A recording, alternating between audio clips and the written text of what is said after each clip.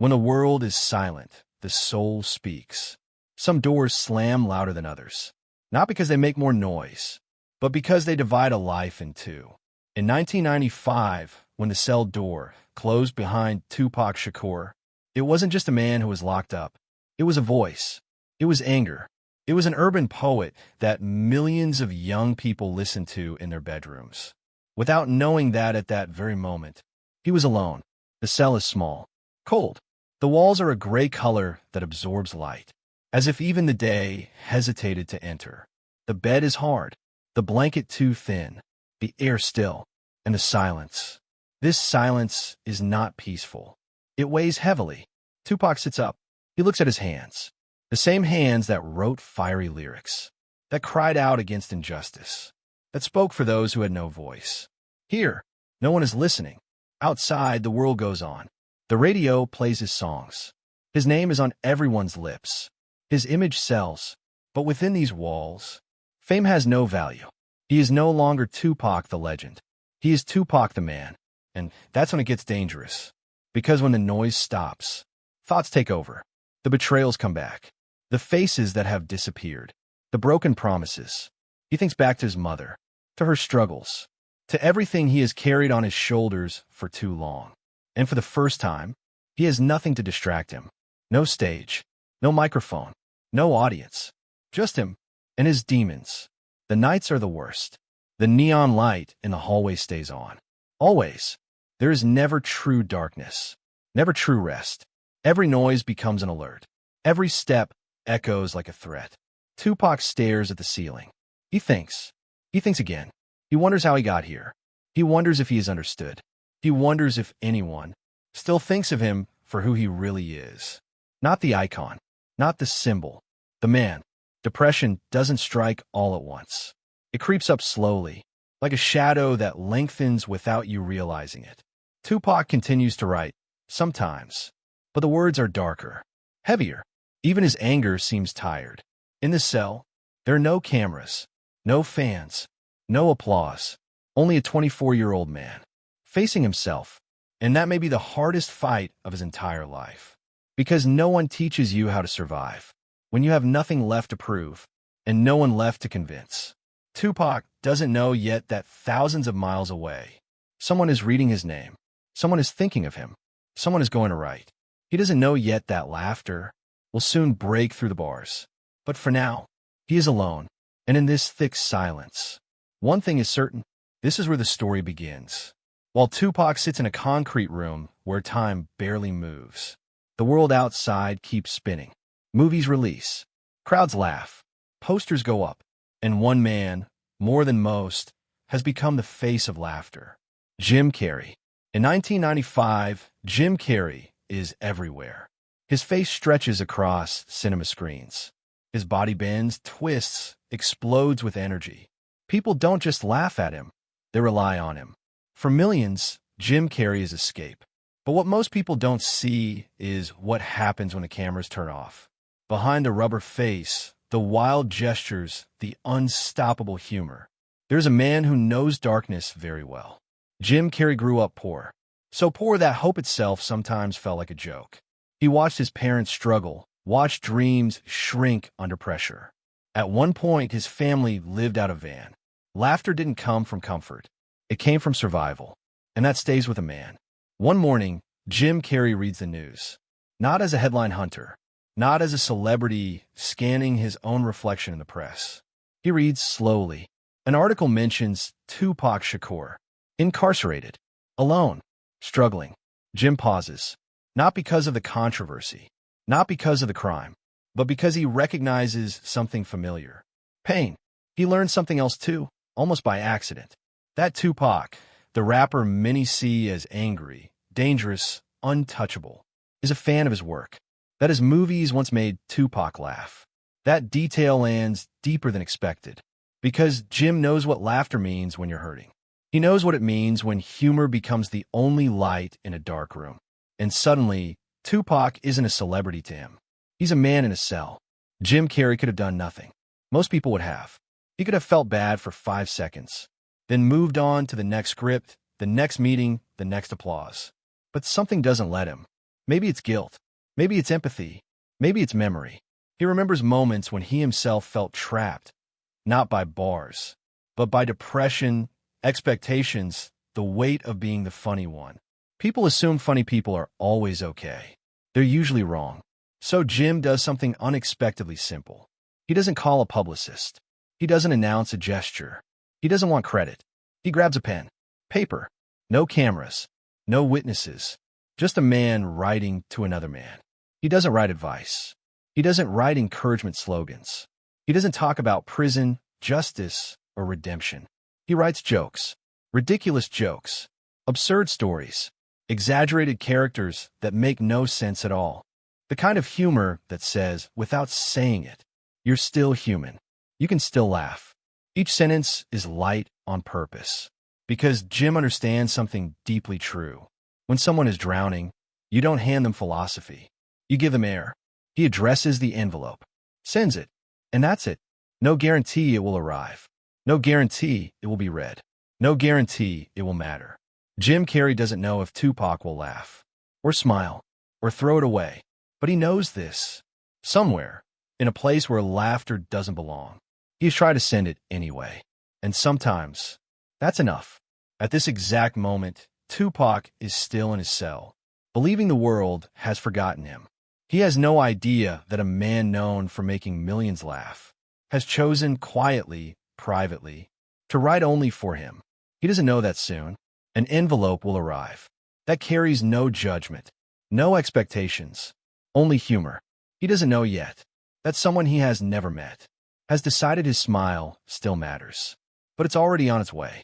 And once it arrives, nothing will be quite the same. Mail day in prison is never hopeful. It's routine, mechanical. A guard walks down the corridor, calling names like numbers, sliding envelopes through narrow slots. Most days, Tupac expects nothing. When your world shrinks to concrete and bars, you stop waiting. Hope feels expensive. Expectation feels dangerous. So when his name is called, it doesn't register right away. Tupac Shakur. He looks up. An envelope drops onto the floor of his cell. It's thicker than usual. Handwritten. Not legal paper. Not official. Just different. He picks it up slowly. There's no familiar handwriting. No return address that means anything to him. For a moment, he hesitates. In prison, letters can carry weight. Bad news. Disappointment. Reminders of everything you've lost. But curiosity wins. He sits on the edge of the bed and opens it. The first line stops him. Not because it's deep. Not because it's poetic. Because it's ridiculous. A joke so exaggerated it barely makes sense. A story that spirals into absurdity. Characters behaving in ways no normal human ever would. Tupac blinks. Then he reads another line. And another. Something strange happens. His shoulders loosen. The tightness in his chest eases just slightly. And then, he smiles. It's small. Almost accidental. Like a reflex his body hasn't used in a while. He keeps reading. There's no mention of prison. No pity. No sympathy. Just humor. Bold, playful, intentionally stupid humor. The kind that doesn't ask anything from you. The kind that doesn't require strength. For the first time in weeks, Tupac laughs. Not a performance laugh. Not a tough laugh. A real one. It catches him off guard. The sound feels unfamiliar in that room. Like music in the wrong place. He reads the signature. Jim Carrey. He freezes. For a moment, he thinks it's a prank. A joke layered on top of a joke. But the handwriting is real. The tone is sincere. Someone took the time to write him. Not a quote. Not a message for publicity. A letter. Written only for him. Tupac leans back against the wall, letter still in his hands. He rereads it. Slowly. Every word feels intentional. Not heavy. Not meaningful in the usual way. Meaningful because it refuses to be serious. And in a place where seriousness crushes you, that refusal feels like mercy. For the rest of the day, something is different. The walls don't change. The bars don't move. But Tupac does. When the lights dim, he folds the letter carefully and places it under his mattress. Not like evidence. Like something fragile. Something rare. That night, he sleeps deeper than he has in a long time. Days pass. Then another letter comes. Same handwriting. Same energy. More nonsense. More ridiculous stories. No expectations. Just presence. Each envelope becomes a small event. A reminder that somewhere beyond these walls, someone sees him as a human being first. Not a criminal. Not a symbol. Not a headline. A man who can still laugh. The guards notice the change. Tupac carries himself differently. He's quieter, but lighter. He writes again. Not for release. Not for the world. For himself. The anger hasn't vanished. The pain is still there. But now, there's space around it. And sometimes, space is everything. Jim Carrey never asks for a response. He never demands gratitude. He just keeps writing. Like laughter is a rope he keeps throwing into a place where most people never look. Tupac never forgets that feeling. The moment he realized the world hadn't completely turned its back on him. That in a concrete box designed to strip you down, someone had chosen to give him something back. Not freedom, not answers, but laughter. And in that moment, it was enough. Something subtle begins to happen. Not all at once. Not dramatically. There is no moment where Tupac wakes up and suddenly feels healed. No miracle. No transformation that anyone can point to and say, there. That's when it changed. The change is quieter than that. It happens in the spaces between things. Between letters. Between thoughts. Between the anger and the silence. Tupac starts to notice that the days feel different. Not easier. Just less heavy. He still wakes up in the same cell. Still hears the same keys, the same footsteps, the same metal doors. But inside, something has shifted. There is now an awareness that he is not entirely cut off from the world. Somewhere beyond the concrete and steel, a man he has never met is thinking about him. Not judging him. Not analyzing him. Just imagining ways to make him laugh. That knowledge settles deep. It doesn't erase the pain. It doesn't cancel the injustice Tupac feels. But it interrupts the spiral, where the thoughts start racing. The betrayals, the bitterness, the fear. They no longer run unchecked, because now there is proof that human connection can exist, without demands. And that changes how a man talks to himself. Tupac begins writing again with a different tone. Still sharp, still political, still raw. But there is reflection now. Moments where the anger pauses long enough for vulnerability to slip through. He starts questioning himself, not just the world. Who am I when no one is watching? Who am I when I can't perform strength? These are dangerous questions in prison, but they are also necessary ones. The letters from Jim don't preach this change. They don't guide it. They simply create room for it. Humor does that. It lowers your guard without asking permission. It reminds you that you are more than your pain. Tupac never writes back with long explanations. Sometimes it's a short note. Sometimes nothing at all. But Jim doesn't stop. Because this isn't a conversation built on balance. It's built on care. And care doesn't keep score. Two men living in opposite realities. One surrounded by applause. The other by concrete walls. One known for being loud, elastic, impossible to ignore. The other known for being dangerous, defiant, misunderstood. And yet, somehow, they meet in the same place. A place where masks come off. Tupac realizes something that surprises even him. The letters don't make him feel weaker. They make him feel steadier. In prison, vulnerability is often seen as a liability. A crack someone can exploit. But this vulnerability is private. Safe. It belongs only to him. And that safety allows honesty. He begins to understand something deeper about Jim Carrey, too. That someone who makes the world laugh so easily must have known sorrow closely. That joy, when it's real, is usually forged in pain. That realization creates respect.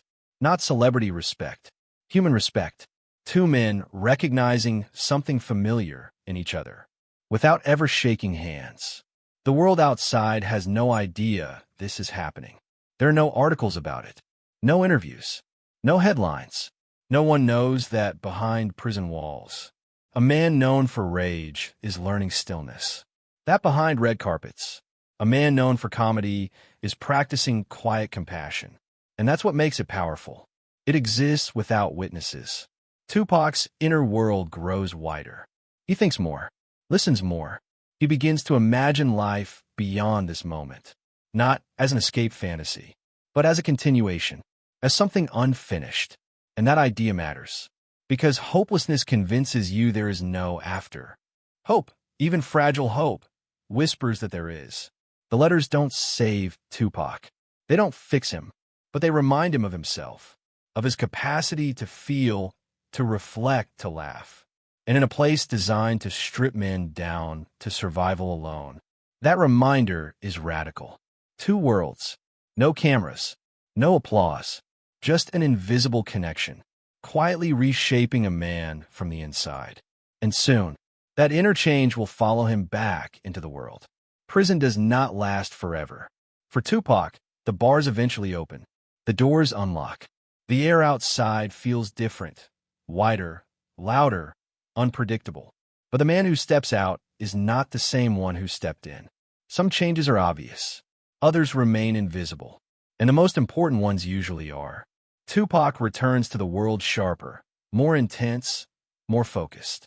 His music carries more weight, more contradiction. Anger still burns, but now it shares space with reflection, with vulnerability, with questions that don't demand easy answers. People hear the fire in his voice. Few hear the silence beneath it, but that silence matters, because it's where something survived. The letters stop eventually, not because the connection fades, but because the moment they were meant for has passed. They did their work quietly. They reminded a man in confinement that he was still part of humanity. And once you remember that, you carry it with you, even when the walls are gone. Jim Carrey does not speak publicly about what he did. Not at first. Not for years. Because the gesture was never meant to be seen. It wasn't an act. It wasn't charity. It was recognition. One human being recognizing another. At a moment when recognition can mean the difference between sinking and staying afloat. Time moves on. Tupac becomes larger than life. Then suddenly, heartbreakingly, he is gone. A life cut short. A voice silenced too soon.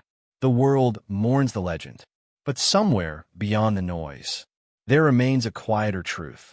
That during one of the darkest chapters of his life, someone reached him, not with advice, not with judgment, but with laughter. Jim Carrey later speaks about it simply. No drama. No self-congratulation. He says he only wanted Tupac to smile, to feel less alone. That's all. And maybe that's everything. Because legacy is not only built on records sold, or movies watched, or applause remembered. Legacy also lives in moments no one sees, in gestures that don't make the news, in kindness that expects nothing back. This story is not about fame. It's about timing, about one person choosing to act when it would have been easier not to, about understanding that sometimes you don't change the world by fixing it. You change it by sitting with someone in the dark and lighting a small, ridiculous human spark.